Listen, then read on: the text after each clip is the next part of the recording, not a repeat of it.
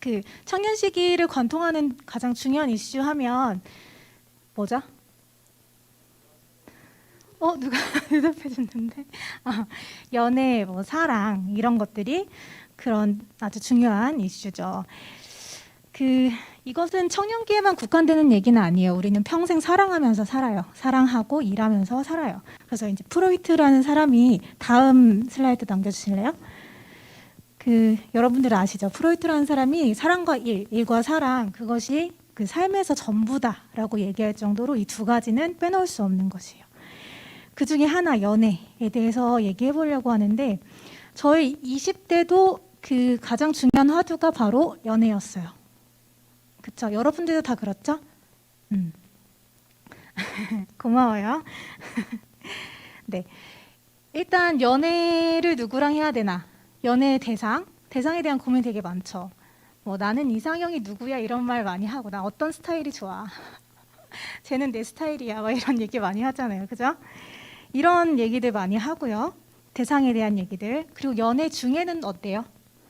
연애가 되게 로맨틱만 할 것 같은데 사실은 그렇진 않죠. 연애 해보신 분들 끄덕끄덕 하시는데 쉽지 않아요. 연애가 참 쉽지가 않아요. 다양한 갈등 상황에 마주하게 되고, 그 문제를 어떻게 풀어야 되지? 우리 관계 어떻게 되는 거지? 이런 고민들 되게 많이 저도 했습니다. 그리고 이별도 몇 번 했는데 저도 굉장히 이별이 아팠어요. 그래서 누구보다 아파하고 많이 울고 그랬던 시간을 보냈던 기억이 나요. 그래서 제가 좀 이런 경험들을 잘 생각해 보면서 이 연애와 관련된 시기를 세 시기로 나눠보았는데요. 다음 슬라이드 부탁드릴게요. 세 시기로 나눴는데, 첫 번째는 연애 준비기라고 잡아봤고요. 아주 크고 단순하게 잡았어요. 두 번째는 연애 실전기, 세 번째는 연애 종결기, 이렇게 세 시기로 나누어 보았습니다. 그래서 그 성숙한 연애, 또 크리스찬으로서 어떻게 연애를 해야 할지, 이런 과정에 대해서 조금 정리를 해봤어요. 그리고 특별히 지난주에 저희가 설문지를 돌렸죠. 네, 설문지에 어떤 시기가 가장 어려우신지 제가 질문을 드렸는데, 제가 그 설문지를 다 보니까 가장 힘든 시기가 그 많은 분들이 응답해 주시기를 연애 준비기다. 대다수가 그랬어요. 그래서 이 연애 준비기에 조금 더 비중을 담아가지고 오늘 강의를 준비를 해봤습니다. 그러면 우리 연애 준비기에 대해서 얘기해 볼게요. 아직 한 번도 연애를 해보지 않았다라고 응답하신 분들도 있었어요. 아직 연애를 해보지 못했거나 아니면 뭐 연애를 했다가 이별하고 아직 새로운 사랑을 시작하지 않은 분들이 이제 자신에 대해서 이제 물어보면 이렇게 얘기하잖아요. 나는 연애 못 해봤다 이렇게 얘기하죠. 못 해봤다. 모태솔로다. 해보신 분들은 못 하고 있다. 이제 이렇게 얘기하는데요. 제가 왜 연애 준비기라고 이름을 지었냐면, 여러분이 지금 이 시간부터는 못한다 이렇게 생각하기보다는 나는 좋은 연애를 준비하고 있다. 나 준비하는 중이야. 이렇게 좀 생각을 바꾸셨으면 좋겠다라는 생각이 들어서 제가 연애 준비기라고 이름을 지어본 거예요. 저희 조카가요, 지금 6살이에요.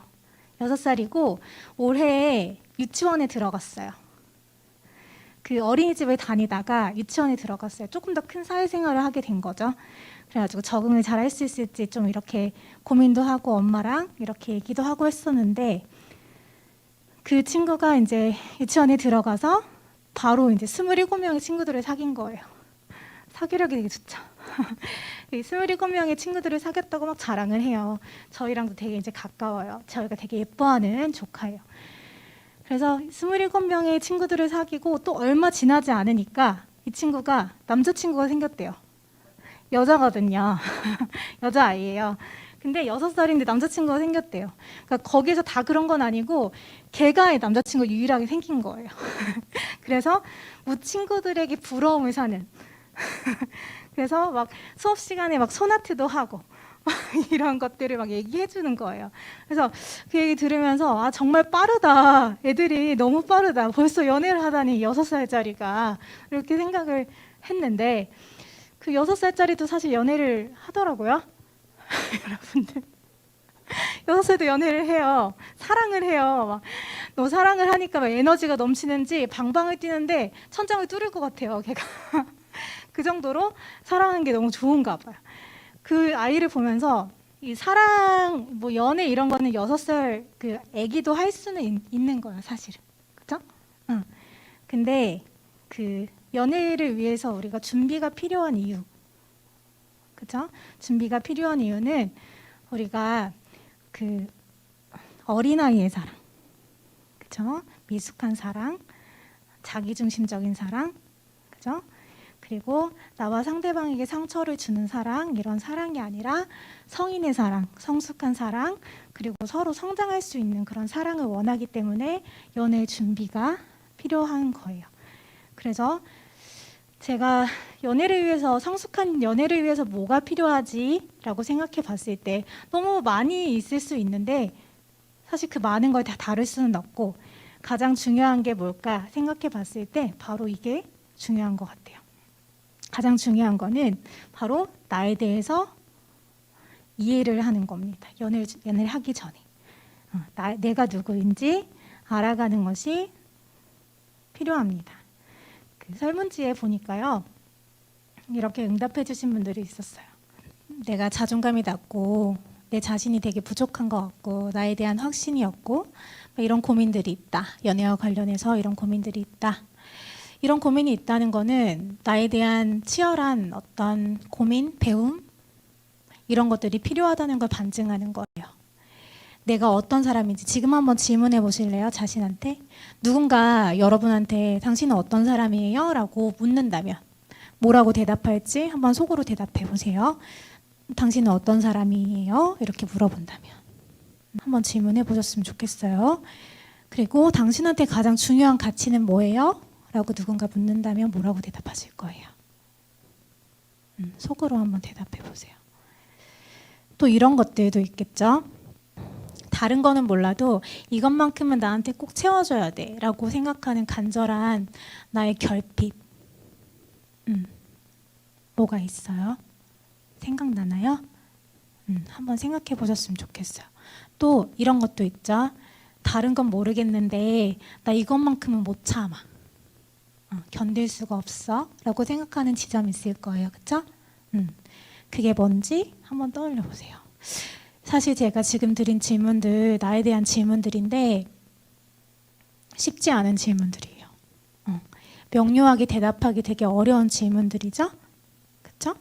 근데 이런 질문들에 대답할 수 있는 나에 대한 이해가 필요하다라고 말씀드리는 거예요. 그럼 어떻게 이런 질문에 대한 대답을 우리가 찾아갈 수 있는가? 그게 너무 어렵죠.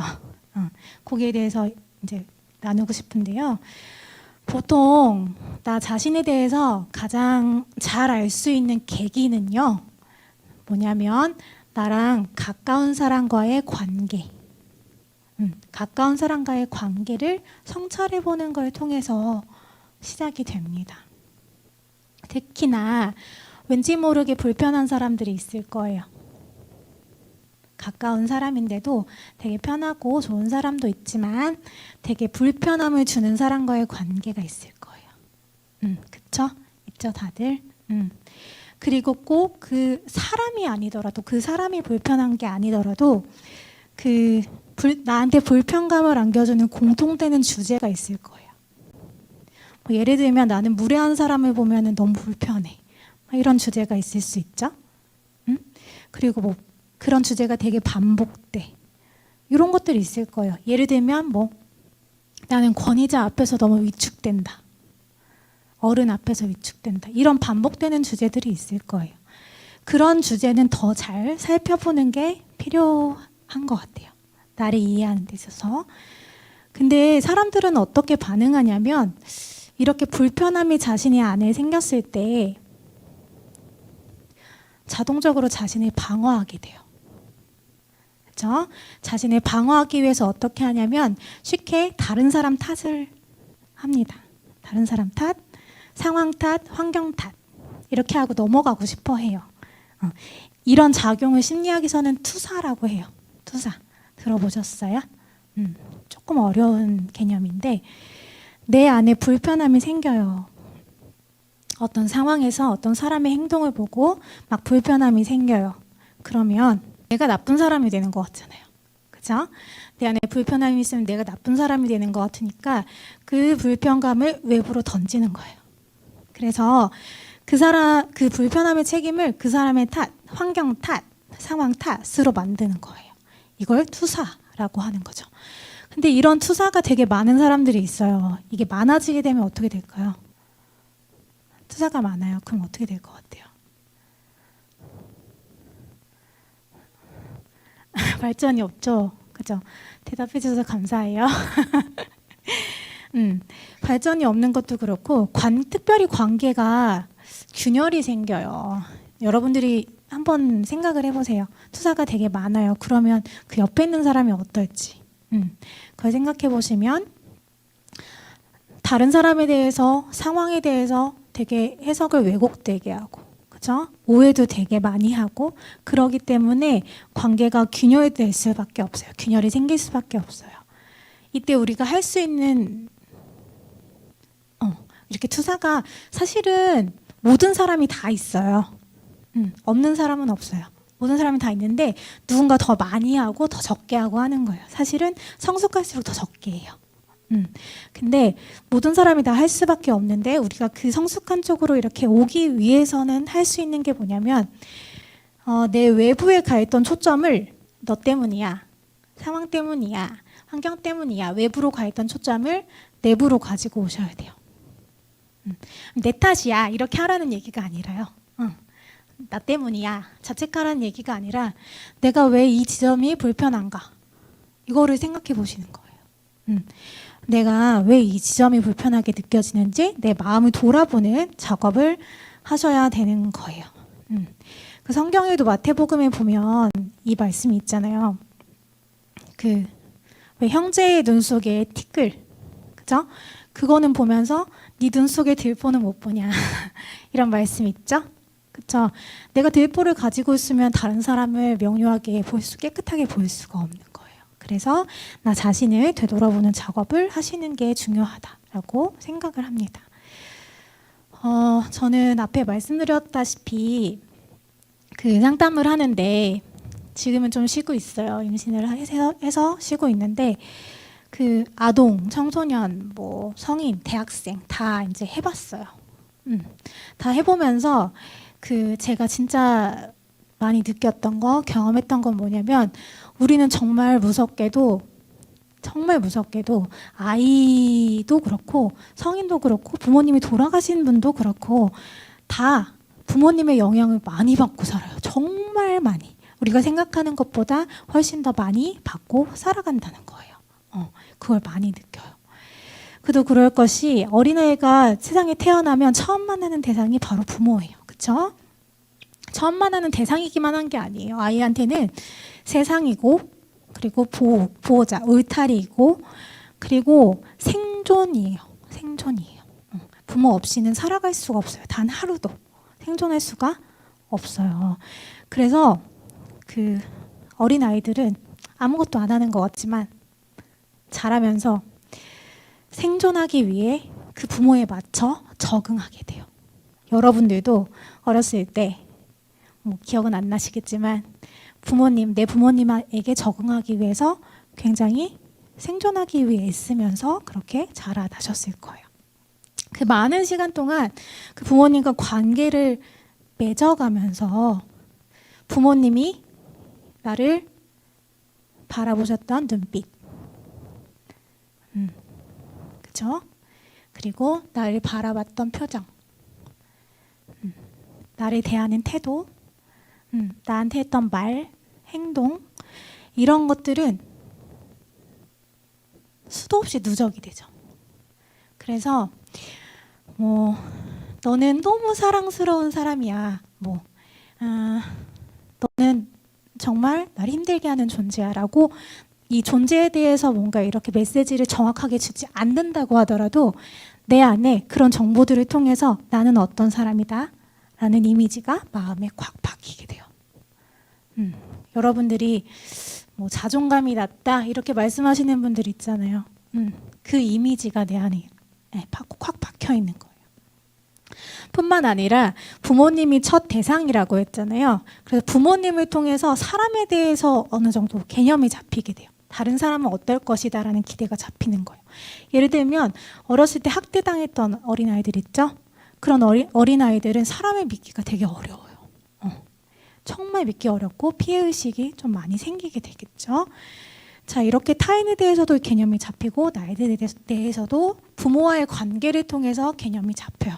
그리고 이 둘 사이의 상호작용이 바로 관계잖아요. 그렇죠?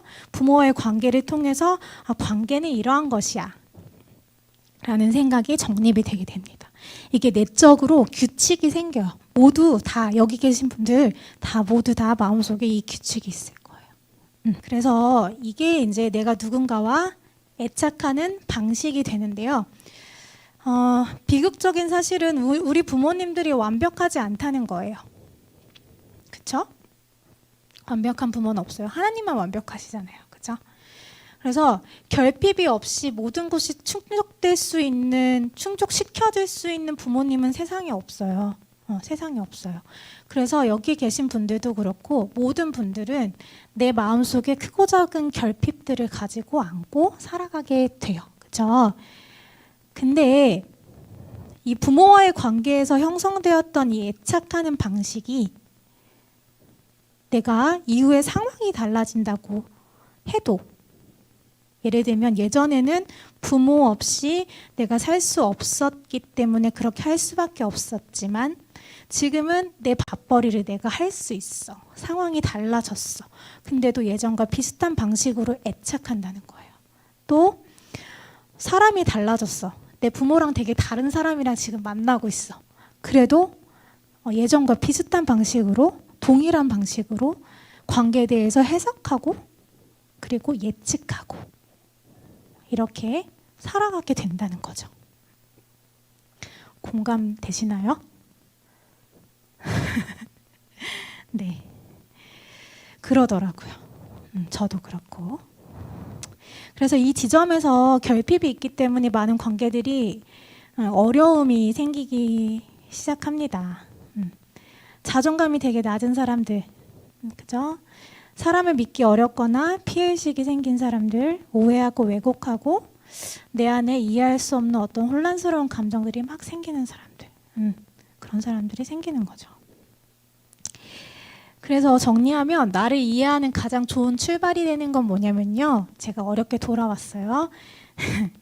내가 부모로부터 받은 영향을 되짚어 보는 거예요. 그거를 잘 아셔야 돼요.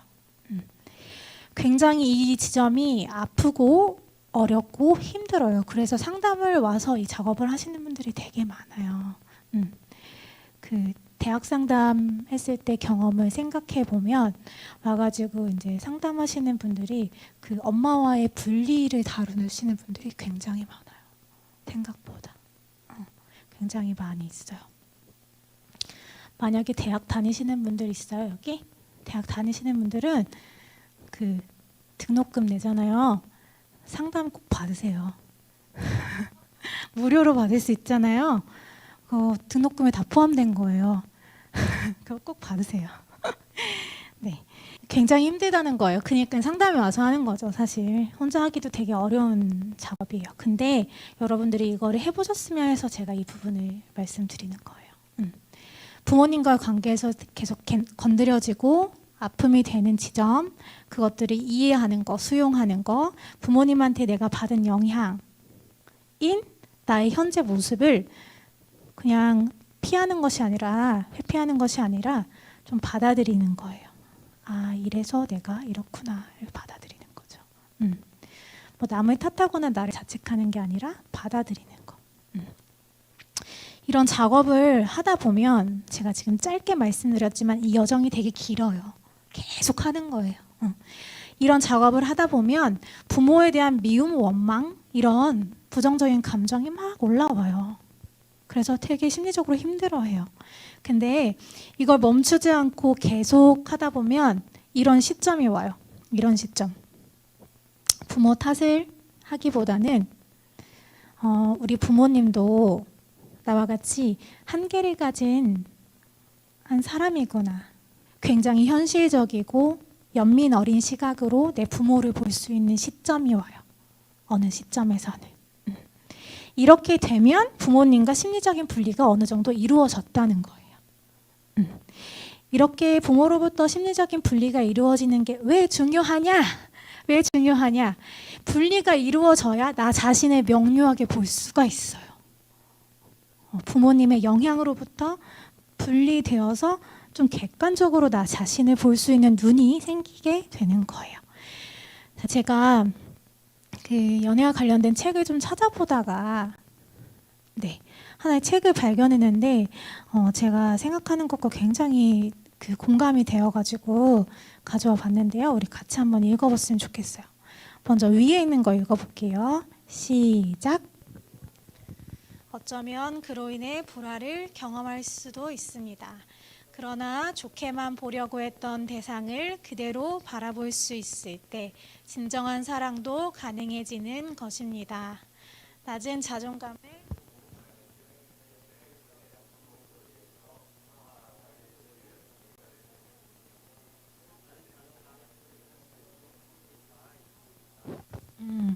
제가 부모님과 심리적인 분리가 나에 대해서 분명하게 볼 수 있다고 말씀을 드린 이유가 여기에 있어요.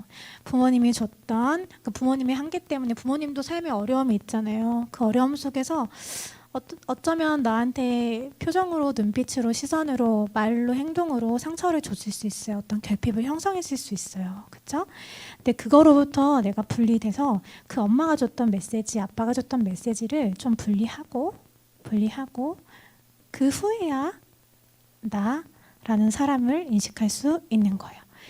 그 밑에 있는 것도 한번 같이 읽어볼게요. 시작.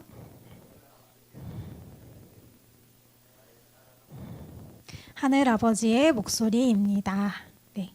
우리 부모님의 한계로 인해서 우리한테 들려졌던 나쁜 목소리를 구별해내는 동시에 우리가 해야 되는 건 뭐냐면요. 저는 이게 너무 중요하다고 생각해요. 나를 가장 잘 아시고 나를 사랑하시는 완전하신 아버지가 계시죠. 그죠? 하나님 아버지의 목소리. 그분의 메시지를 함께 들으셔야 돼요.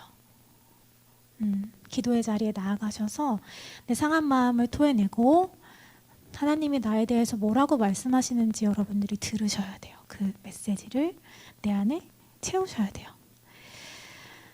불타는 눈빛으로 우리를 열렬히 사랑하시는, 바라보시는 그분의 눈빛, 그 눈빛을 느끼셔야 합니다. 내가 얼마나 사랑받고 있는 존재인지,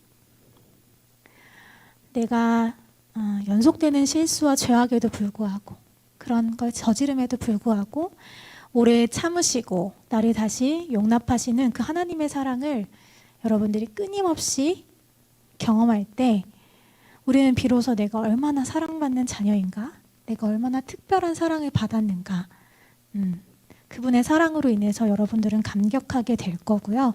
이렇게 그분의 사랑을 받는 자임을 아는 것은 나 자신을 바라보는 시선을 변화되게 해요. 자존감이 채워져요. 그리고 은혜 받은 자로서 타인을 바라보는 시선도 달라지게 합니다. 그 이재철 목사님이라는 분이 계세요. 그분이 이렇게 말씀하셨어요. 하나님께서 우리에게 배우자를 주실 때 그 보석이 아닌 원석의 형태로 주신다라고 말씀하셨거든요. 이게 이제 나한테도 적용되는 말이에요. 그렇죠? 보석의 형태가 아니라 아직 원석의 형태가 여러분들 안에 있어요. 그렇죠? 그거를 잘 발견하셨으면 좋겠어요. 하나님과의 관계 안에서 그 원석을 저는 발견할 수 있다고 생각하거든요. 그래서 여러분들이 연애를 준비하실 때 그런 것들이 있잖아요. 사회적으로 괜찮은 남자의 조건들이 있죠. 그리고 괜찮은 여자의 조건들이 있잖아요. 그렇죠? 그리고 뭐 보통 일반적으로 능력, 뭐 소유, 스펙, 뭐 이런 것들을 위해서 노력하는 것도 뭐 의미가 있죠. 의미가 있는데 제가 생각할 때 진짜는 이 내 안에 있는 원석에 있다고 생각하거든요. 하나님과 관계 안에서 발견한 이 원석, 이걸 발견하셔야 되고, 이게 바로 하나님 그분의 형상이에요. 우리 안에 두신 형상인데, 요것을 아는 사람, 내 안에 이 블링블링하게 반짝이는 게 뭔지 아는 사람, 그런 사람은 자존감이 올라가요. 그래서 진실하게 누구를 따라서 사는 게 아니라, 누구처럼 사는 게 아니라, 이렇게 가장된 모습으로 사는 게 아니라 자신감 있게 나로 살 수가 있는 거예요. 그렇죠? 그렇게 준비되면 얼마나 좋을까, 그렇죠? 네, 이렇게 누군가처럼 사는 것이 아니라 나 자신으로, 나 자신을 발견해서 나 자신으로 존재하면서 살아갈 수 있게 되는 여러분들이 모두 되기를 축복합니다. 두 번째로 이제 실전기로 넘어갈게요. 혹시 너무 어렵나요? 저도 준비하면서 많이 고민했던 게 뭐냐면, 이 어려운 것들을 어떻게 전달할 것인가. 또 이게 사실은 지적으로 이해하는 것보다 사실 실행하는 게 제일 어렵거든요. 그래서 너무 어려운 걸 말하는 게 아닌가, 저 고민 정말 많이 했어요. 근데 가장 중요하다고 생각해서 전달을 해요. 그래서 여러분들이 질문 있고 궁금한 게 있으시면 그때 질문해 주시고, 또 오늘이 아니더라도 뭐 고민이 생길 때 말씀해 주시면 좋을 것 같아요. 두 번째로 연애 실전기에 대해서 좀 다뤄볼게요. 앞선 준비기에서는 나를 수용하고 이해하는 과정을 거쳤다면, 이제 실전기에서는 다른 사람을 이해하고 수용하는 것을 배우는 실전적인 코스예요. 그래서 제가 실전 코스 이 얘기를 하면서도 너무 로맨틱하지 않다 라고 생각을 하긴 했는데, 로맨틱한 사랑은 TV에서 많이 보잖아요, 그죠? 그래서 저는 거기에 나오지 않는 얘기 하는 거예요. 그 연인과의 관계는 부모보다 더 가깝고 친밀한 관계예요, 그쵸? 다른 환경에서 다른 성격을 형성한 두 사람이 매우 가까워진다, 친밀해진다, 반쪽이 된다, 이렇게 얘기하잖아요. 이렇게 된다는 것에 건너편에는 어떤 얘기가 있냐면, 굉장히 많은 갈등을 처리해야 한다. 이게 있는 거죠. 로맨틱한 이 면, 반대편에는 굉장히 많은 갈등을 처리해야 한다는 면이 있습니다. 우리는 싸우지 않아요 라고 얘기하는 커플도 간혹 있어요. 들어봤어요? 그런 커플? 지향 자매? 싸워요? 종종 뭐 있더라고요. 싸우지 않는다고 얘기하시는 분들도 있어요. 근데 저는 그렇게 생각하는데, 갈등을 누군가 한 사람이 참고 있다, 하지만 그 끝이 있다 라고 이제 생각을 하거든요. 그러면 어떻게 우리가 배려하고 존중하는 기반 위에서 갈등을 외면하지 않고 잘 다루어 갈 수 있을지 한번 고민을 해봤으면 좋겠어요. 첫 번째로, 갈등을 잘 우리가 다뤄가기 위해서는 상대방이 나랑 다른 존재임을 인정하는 게 필요해요. 너무 당연한 얘기인데 이거 잘하는 사람 별로 없어요. 뭐 처음에 떨림이나 조심스러움, 열정, 이런 것들이 시간이 지나면서 책임감, 익숙함 이렇게 변하죠. 그러면 이제 갈등이 눈에 보이기 시작해요. 다른 존재가 만나서 가까워진다는 것은 갈등이 필연적이다라고 할 수가 있어요. 이때 나타나는 현상이 뭐냐면, 상대방을 내 입맛에 맞추고 싶은 욕구, 맞게 바꾸고 싶은 욕구, 그거를 서서히 드러내는 거예요. 그래서 상대방이 내가 원하는 것을 충족시켜주기를 바라고 요구하게 돼요. 그럴 수 있어요. 내가 바라는 이거 해줘, 이런 사랑받는다고 느껴, 이렇게 할 수는 있잖아요, 그렇죠? 근데 이게 점점 확장되면 어떻게 되냐면, 상대방이 내가 원하는 사람이 되길 강요해요. 이렇게 돼요. 그럼 피곤해지죠. 근데 내 마음이 이런 상태에 집착하고 있다라고 한다면, 그때는 내 마음을 좀 돌아보셔야 돼요. 연애 중이신 분들이 있으시다면, 내가 그 사람을 사랑하는 것인지, 아니면 내 마음속에 어떤 이상적인 이상향을 그 사람한테 투사해가지고 그걸 그 사람이 이루어주기를 바라는 것인지, 그 마음은 사랑이 아니잖아요. 내 욕심이지, 그치? 그런 것들을 점검해 보셔야 한다는 거예요.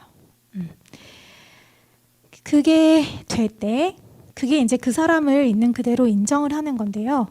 나와 다른 존재임을 인정하는 건데, 그게 될 때 나도 자유로워지고 그 사람도 자유로워지고 연인 간의 적절한 심리적인 거리가 유지될 수 있는 거예요. 이렇게 얘기할 수도 있을 것 같아요. 내가 원하는 걸 요구할 수 있어요. 그렇죠? 근데 그 사람도 거절할 자유가 있어. 그거 인정할 수 있어요? 그거 인정할 수 있어야 돼요. 그게 그 사람이 나와 다른 존재임을 인정하는 거예요. 그렇게 그가 가진 모습을 있는 그대로 받아들일 수 있을 때 우리도 하나님처럼, 하나님이 우리를 있는 그대로 받아주신 것처럼 우리도 누군가를 사랑하는 그 여정을 시작하게 된 거예요. 자, 그리고 두 번째, 연애 실전기 두 번째, 우리가 그 사람을 있는 모습 그대로 인정했다면 그 다음에는 뭐가 필요하냐면 갈등을 직면하고 관계를 복구하는 방법을 우리는 배워야 돼요. 배우셔야 돼요. 이건 기술이에요. 이건 배워야 되는 건데, 갈등이 없는 관계보다 갈등은 있지만 다시 복구될 수 있음을 경험하는 관계가 훨씬 더 단단하고 견고해요. 저랑 남편도 연애 시절에 종종 갈등이 있었어요. 결혼해서도 갈등이 있었어요. 저는 어떤 스타일이냐면 관계 갈등이 있으면은 좀 서운해요. 그러면은 좀 거리를 두고 오히려 좀 거리를 두고 말을 안 해요. 저는 그런 스타일, 피곤한 스타일이죠. 제일 힘든 스타일이래요. 이런 스타일. 그래요? 그리고 이제 남편은 어떤 스타일이냐면 부정적인 감정이 막 이렇게 생기면 부정적인 감정이 이렇게 노출이 되면은 이거 억압하는 거예요. 그래서 갈등에 대해서 세세하게 말도 하기 전에 미안하다고 해요. 미안하다고 하는 그런 성격인 거예요.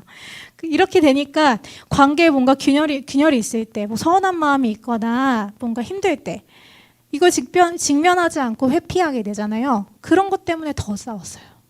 그게 더 문제가 돼서 싸우고 이렇게 했어요. 근데 저희가 이렇게 갈등하고 뭔가 이렇게 갈등에 대처하는 모습이 일반적으로 많이 나타나는 연인들이 반복하는 어떤 나쁜 예예요. 그쵸? 그런 대화가 있잖아요. 여자친구가 삐져서 말 안 하면 남자친구가 왜 그래? 내가 뭐 잘못했어? 이렇게 물어보잖아요. 그쵸?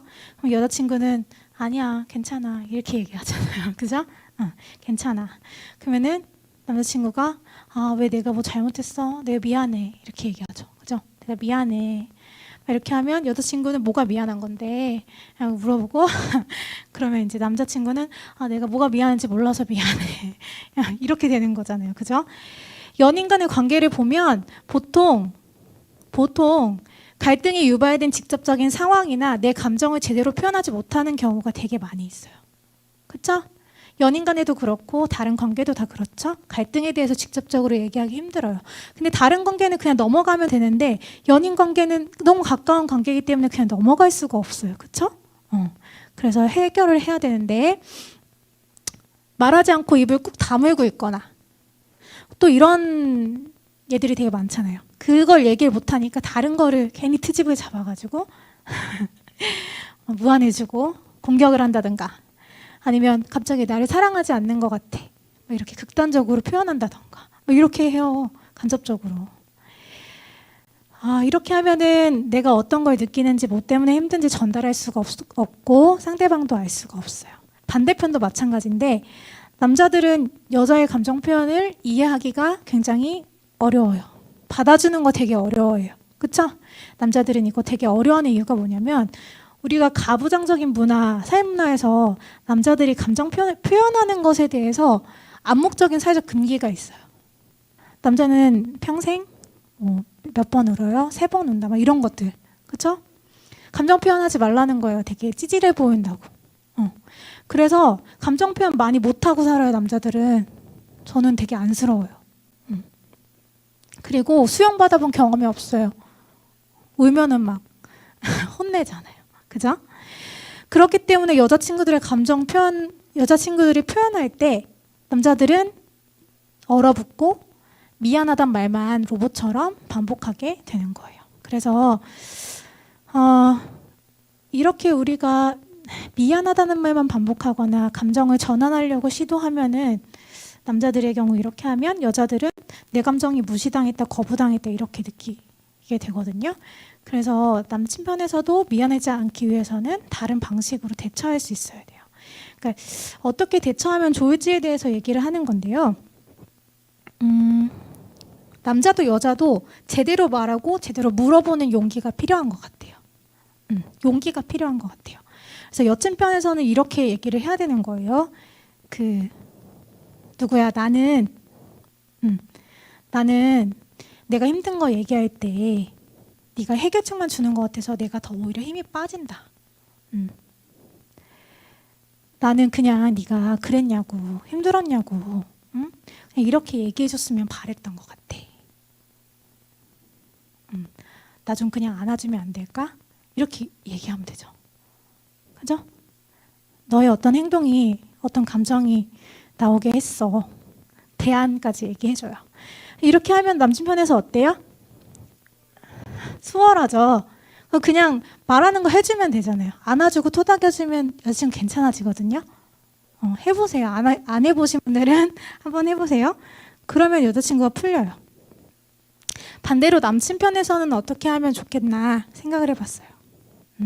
여자친구가 괜찮아, 몰라 막 이렇게 얘기할 때 땡땡아, 내가 지금 너 보니까 너 지금 기분 되게 안 좋은 것 같은데 알아주는 거죠.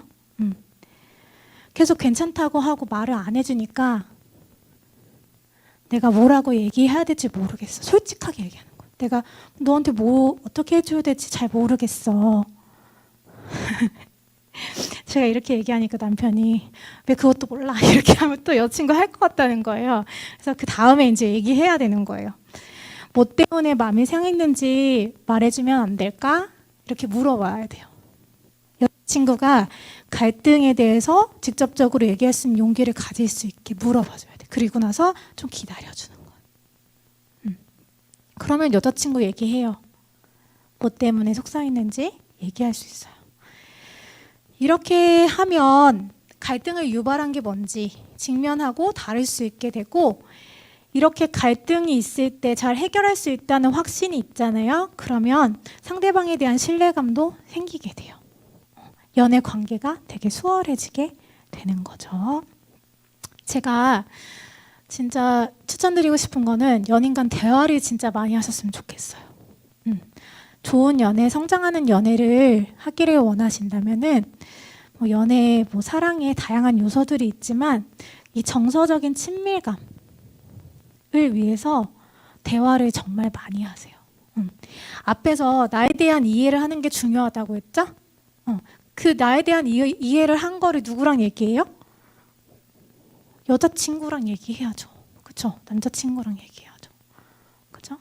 그리고 남자친구는 이해해주고 수용해주고 받아주는 거예요. 여자친구는 그 관계 안에서 내가 수용됨을 경험하는 거. 남자친구도 마찬가지.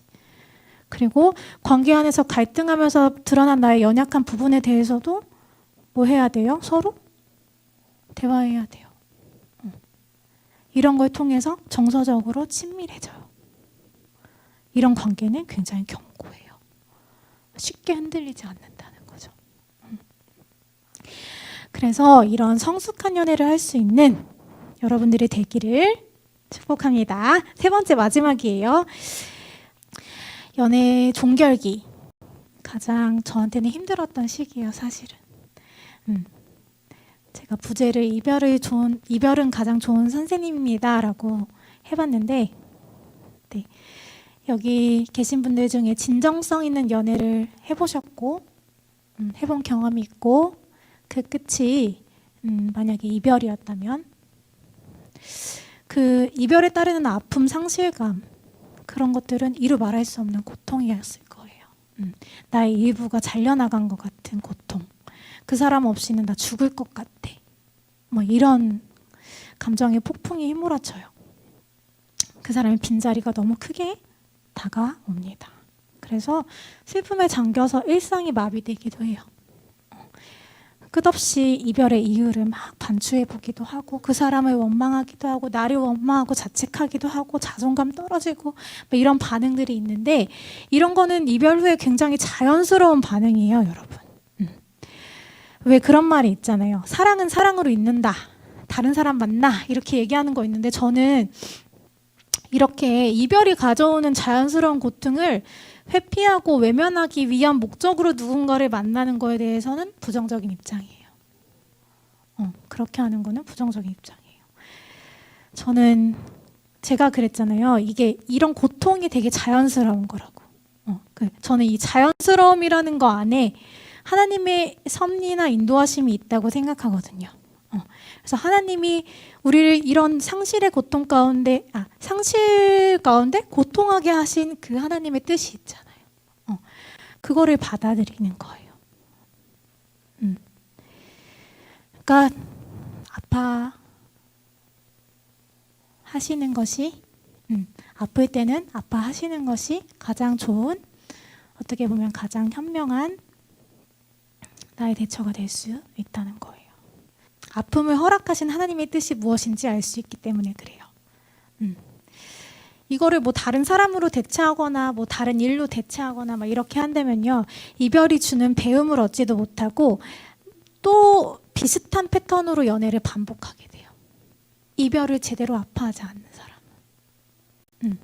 그래서 이별의 아픔을 제대로 아파할 수 있는 것도 용기다라고 생각해요. 왜 그러냐? 이별하고 나서는 그 연인한테 가 있던 에너지가 어떻게 되냐면 내 안으로 이렇게 와요. 그래서 아주 사소한 것부터 중요한 것까지 내 안에서 되게 당연했던 것들을 다시 생각해 보게 돼요. 의문을 가지고 다시 생각해 보게 돼요. 이렇게 슬픔이라는 감정은 나 혼자만의 시간을 갖게 만들고 내 자신에게 몰두하게 하면서 나라는 사람은 어떤 사람인지, 내가 갈등에 대처하는 방식은 어땠는지, 뭐 이런 것들, 나에 대한 것들, 나의 관계에 대한 것들, 이런 것들을 다시 생각하고 방향을 재조정하게 만들어요.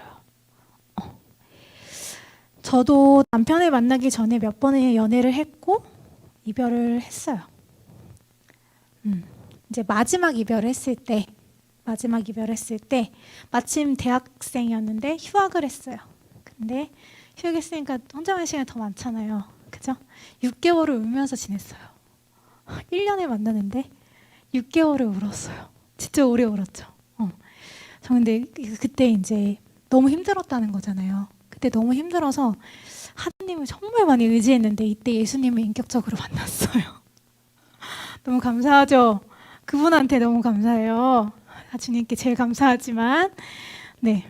그때 이제 굳게 다짐을 했어요. 나 이제 진짜 이별 못하겠다. 너무 힘들어가지고. 안 되겠다. 다음에는 이제 배우자를 만나야 돼. 막 이렇게 생각을 한 거예요. 다음에는 이제 결혼할 사람하고 꼭 만나야 돼. 근데 이제 제가 결심한다고 그런 사람 만날 수 있어요? 제가 결심한다고 만날 수가 없잖아요. 그쵸? 그래서 하나님께 더 기도를 열심히 한 거예요. 하나님, 이렇게 기도했어요. 하나님, 저보다 저를 더 잘 아시잖아요. 하나님께서. 제 기준으로 누군가를 고른다는 표현이 좀 그렇네요. 누군가를 만나고 이렇게 하는 것이 굉장히 단계가 있다는 거 저 너무 잘 알아요. 그래서 주님이 주시는 짝을 만나기를 원해요. 내 기준을 내려놓을게요. 하나님이 주시는 배우자를 만날 수 있게 원해요. 이렇게 기도를 했어요. 기도를 열심히 했어요. 1년 정도 막 되게 열심히 했던 것 같아요. 그리고 나서 이제 목사님을 만났는데 네. 그리고 기도도 하고 그리고 청년부 셀 모임 하면서 또 가까운 사람들이랑 대화하면서 저를 되돌아보는 시간을 되게 많이 가졌어요. 제가 얼마나 자기중심적이고 이기적이고 계산적이었는지 관계에서, 그리고 내가 얼마나 관계가 서툴렀는지, 내 마음에 얼마나 사랑이 없는지 이런 것들 하나님이 다 보게 하셨어요. 그 시간 동안에. 그리고 내가 뭐가 되게 아픈지, 나한테 뭐가 되게 중요한지, 내가 어떤 사람인지 나 어떻게 살고 싶지? 나 어떤 연애하고 싶지? 이런 것들 다 그때 정리가 됐어요. 되게 많이 생각했고 고민했고 치열하게 하나님께 기도했어요. 그리고 그때 하나님께 사랑도 진짜 많이 받았어요. 그렇게 인도하심 따라서 지금 남편을 만나게 됐고 8년 동안 연애했고 지금 이제 결혼한 지 6년 됐어요. 연애 오래 했죠. 저는 그 인도하심 따라서 이제 남편을 만나게 됐는데 뭐 그 스토리는 너무 길어가지고 얘기할 수는 없어요. 근데 감히 이제 지금에 와서 이렇게 얘기할 수 있는 거는 그 과정이 그때 그 이별을 경험하고 하나님이 나를 보게 하시고 하나님의 사랑을 받고 그리고 그 다음 선택에서 하나님을 온전히 의지하고 이렇게 온 지금까지의 시간이 온전히 하나님의 선하심을 맛보는 시간이었다라고 저는 정말 고백할 수가 있어요. 그런 이별의 시간을 잘 통과한 후에 하나님이 주신 그 사람을 만나서 보내온 시간이요. 그래서 그 후에도 이제 연애도 하나님의 인도하심을 받아서 이제 누군가를 만났지만 뭐 다른 선택의 영역들이 있잖아요. 진로 뭐 이런 것들 아니면 삶의 중요한 가치와 관련해서도 하나님의 인도하심을 그때부터 되게 받기 시작했어요. 내어드리기 시작했고 저한테는 인생이 뭔가 180도 바뀔 수 있는 계기가 바로 그때였던 거예요. 그 6개월 동안 나를 울린 그분과의 이별 그 후에 1년 그 시간이 저한테는 너무 중요한 시간이었던 거죠. 저를 그 전에부터 알고 계셨던 분들은 알아요. 아, 사람이 참 많이 변했네 이렇게 느껴요. 이렇게 이별은요 굉장히 큰 상실이고 아픔이기 때문에 우리한테 가장 좋은 선생님이 될 수가 있어요. 그래서 이별을 너무 두려워하지 마세요. 그 연애할 때 이렇게 하면은 헤어질까봐 이별할까봐 두려워가지고 갈등하기 어려워하시는 분들도 되게 많이 있어요. 근데 너무 이별을 두려워하지 않았으면 좋겠는 거는 이별 뒤에 이런 배움이 또 있고 그 뒤에 또 더 좋은 만남이 있을 수 있기 때문에 그래서 이별을 너무 두려워하지 마시라 말씀드리고 싶습니다. 강의를 이제 마무리하려고 하는데요. 긴 시간 되게 어려운 내용을 제가 얘기를 해가지고 좀 힘드셨을 거예요. 힘드셨어요? 네, 도움이 되셨으면 좋겠어요. 제가 굉장히 좋아하는 그 책이 있는데 그 책에 나오는 글이에요. 같이 읽어봤으면 좋겠어요. 네, 시작. 사랑은 사랑하고 있는 자의 생명과 성장에 대한 우리의 적극적인 관심이다 라는 거예요. 만약에 우리가 우리 자신을 사랑한다면 사랑하고자 한다면 여러분들이 오늘 우리가 나눈 내용과 같이 우리의 생명과 성장을 위해서 적극적인 관심을 좀 가지셨으면 좋겠어요. 치열하게 나에 대해서 고민하고 그리고 갈등에 대처하는 여러분들이 됐으면 좋겠어요. 네, 이렇게 하나님이 주시는 사랑을 충분히 받으면서 나 자신을 알고 사랑하게 될 때 그 진정한 사랑의 미래의 그분과 뭐 현재의 그분과 나누게 되실 거라고 생각을 합니다. 네, 그 질문을 몇 가지 주셨어요. 저 강의는 여기까지고요. 질문 몇 가지 주셨는데 오늘 내용에 포함된 질문들이 많이 있어요. 사실은 많이 있고 또 뭐 해당되지 않는다고 생각하는 질문들도 있긴 한데 사실 다 케이스 바이 케이스이기 때문에 뭐라고 딱 정답을 내리기 어려워요. 그렇죠? 다 각자의 사랑의 방식이 있고 모습이 있는 거기 때문에 뭐라고 정답을 내리기 어려운 질문이더라고요. 네. 그래서 그런 어려움들이 있거나 하면 주변에 좋은 사람이 있잖아요. 주변에 좋은 사람, 내가 마음 놓고 좀 얘기할 수 있는, 믿을 수 있는 사람과 이런 얘기들을 많이 했으면 좋겠어요. 저기 뒤에 목사님도 계시고, 그렇죠? 저도 있고 그런 얘기를 같이 나누면서 여러분들이 모두 그 사랑을 시작하시기를 또 성숙한 연애를 해 나가시기를 정말 마음 다해서 응원하고 축복합니다.